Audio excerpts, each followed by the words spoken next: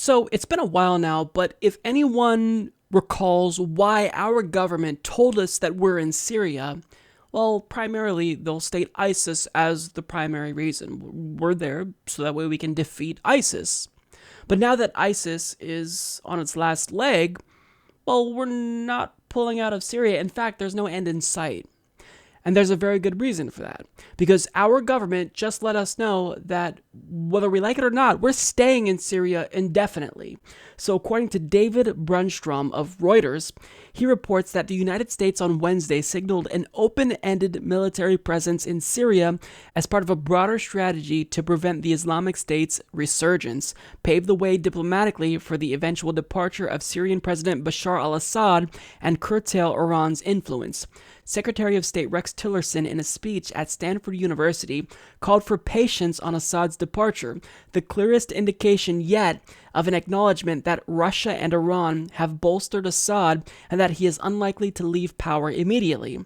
Billed as the Trump administration's new strategy on Syria, the announcement will prolong the risks and redefine the mission for the U.S. military, which has for years sought to define its operations in Syria along more narrow lines of battling Islamic State and has about 2,000 U.S. ground forces in the country. While much of the U.S. strategy would focus on diplomatic efforts, Tillerson said, but let us be clear, the United States will maintain a military presence in Syria focused on ensuring ISIS cannot reemerge, while acknowledging many Americans' skepticism of military involvement in conflicts abroad, Tillerson said. A U.S. disengagement from Syria would provide Iran with an opportunity to reinforce its position in Syria, Tillerson said. As candidate, U.S. President Donald Trump was critical of his predecessor's military interventions in the Middle East and Afghanistan. As president, however, Trump has had to commit to an open-ended presence in Afghanistan and now Syria. So think about the contradiction there in his announcement. Rex Tillerson said, we're going to be staying in Syria indefinitely, but we acknowledge that the United States citizens are skeptical about our continued involvement in the Middle East. Okay, so why are you staying there then if you know we're skeptical?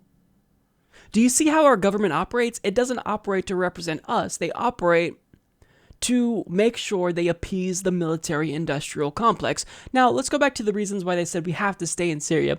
Well, first of all, we have to make sure that ISIS doesn't ever rear its ugly head again. That's one reason. Another reason is because Iran, we have to make sure they don't get any more influence than they already get in that region. Well, to the latter part of their justification for staying there, who gives a shit? If Iran has more influence, how does that directly threaten the United States' national security again? It doesn't. Now, second of all, in making sure, after defeating ISIS, that they don't pop up again, another way that we can make sure we defeat ISIS and make sure they never ever emerge anywhere ever is we just occupy every single country in the world and make sure they never pop up again. That's the logic. If you extend that logic to its conclusion, that's what you get. You get occupation everywhere, indefinitely.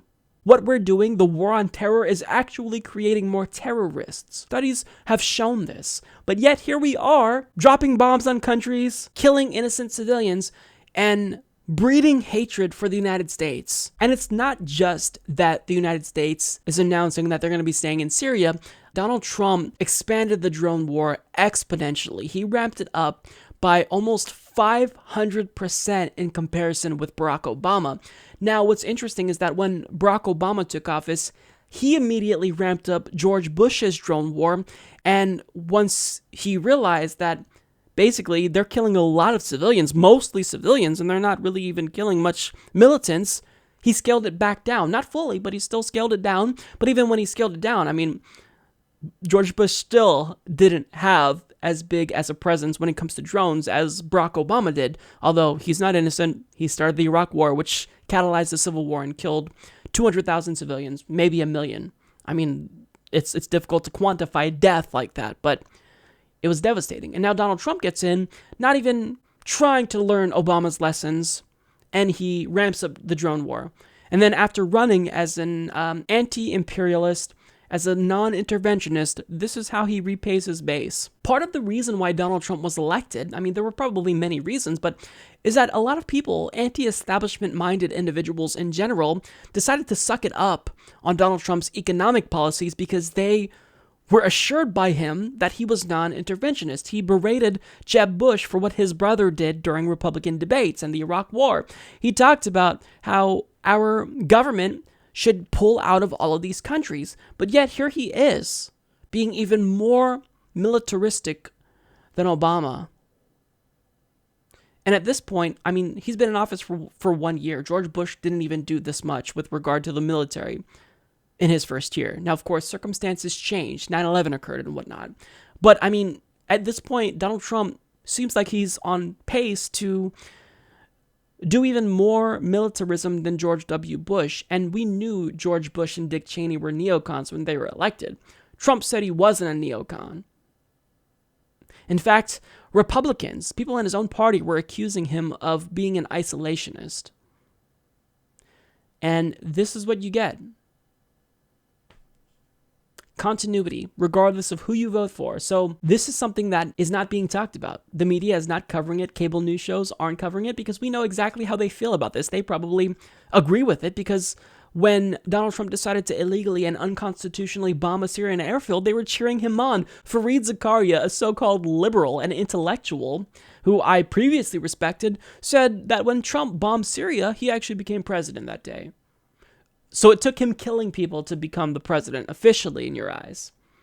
We had MSNBC hosts talking about how beautiful the missiles were. I mean, just doing shameless propaganda on behalf of the military-industrial complex. It's disgusting. So this is the way your government represents you. They don't. They don't care what you think. They don't care that you're skeptical. They know you're skeptical. They told us that they know you're skeptical. They're doing it anyway. They're staying in Syria indefinitely.